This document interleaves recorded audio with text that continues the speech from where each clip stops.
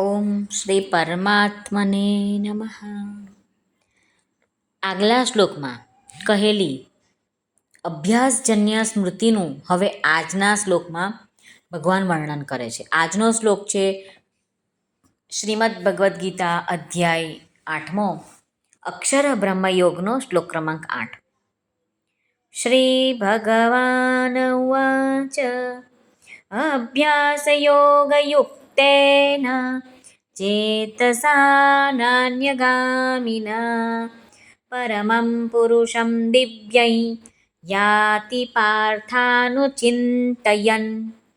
આ શ્લોકમાં આવનાર સંસ્કૃત શબ્દોના ગુજરાતી અર્થ સમજીએ. પાર્થ, હે પૃથાનંદન, અભ્યાસ યોગ યુક્તેન, અભ્યાસ સ્વરૂપ યોગથી યુક્ત, નાન્યગામિના, અન્યનું ચિંતન ન કરવાવાળા, ચેતસા, ચિત્તથી, પરમમ, પરમ, દિવ્યમ, દિવ્ય, પુરુષમ, પુરુષનું, અનુચિંતયન, નિરંતર ચિંતન કરતો રહીને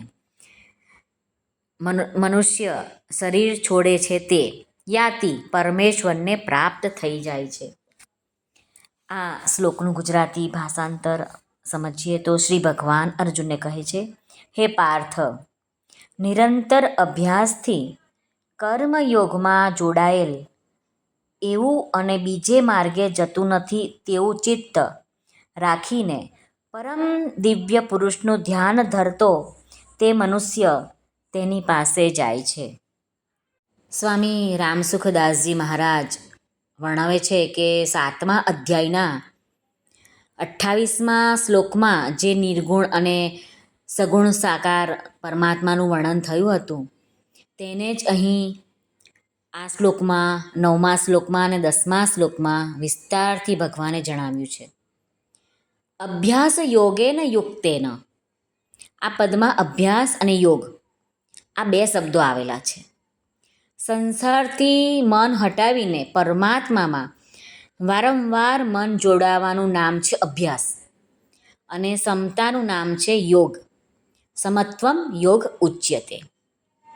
અભ્યાસમાં મન લગાડવાથી પ્રસન્નતા થાય છે અને મન ન લગાડવાથી ખિન્નતા થાય છે. આ અભ્યાસ તો છે પરંતુ અભ્યાસ યોગ નથી. અભ્યાસ યોગ ત્યારે જ થશે જ્યારે પ્રસન્નતા અને ખિન્નતા બંનેય ન થાય, એટલે કે સમત્વ. જો ચિત્તમાં પ્રસન્નતા અને ખિન્નતા થઈ જાય તો પણ તેમને મહત્ત્વ ન આપવું, કેવળ પોતાના લક્ષ્યને જ મહત્ત્વ આપવું, પોતાના લક્ષ્ય ઉપર દ્રઢ રહેવું એ પણ યોગ છે. એવા યોગથી યુક્ત ચિત્ત હોવું. ચેતસા નાન્યગામિના, ચિત્ત અન્યગામી ન હોય, એટલે કે બીજે ભટકતું ન હોય, કેવળ પરમાત્મામાં જ લાગ્યું હોય, એનું બીજું કોઈ જ લક્ષ્ય ન હોય, એને કહેવાય છે ચેતસા નાન્યગામિના. પરમમ પુરુષમ દિવ્યમ યાતિ પાર્થાનુચિંતયન. એવા ચિત્તથી પરમ દિવ્ય પુરુષનું, એટલે કે સગુણ નિરાકાર પરમાત્માનું ચિંતન કરતો રહીને મનુષ્ય શરીર છોડવાવાળો એ જ પરમાત્માને પ્રાપ્ત થઈ જાય છે, એટલે કે પરમપદને પ્રાપ્ત થઈ જાય છે. ભગવાનના શરણે પહોંચી જાય છે, અક્ષરધામમાં પહોંચી જાય છે, વૈકુંઠ ધામમાં પહોંચી જાય છે. આ બધા જ શબ્દો એના માટે કહેવામાં આવ્યા છે. શ્રી કૃષ્ણાર્પણમસ્તુ. સર્વને ભાવથી જય શ્રી કૃષ્ણ. રાધે રાધે. હરિઓમ તત્સત. જય ગુરુદેવ દત્ત.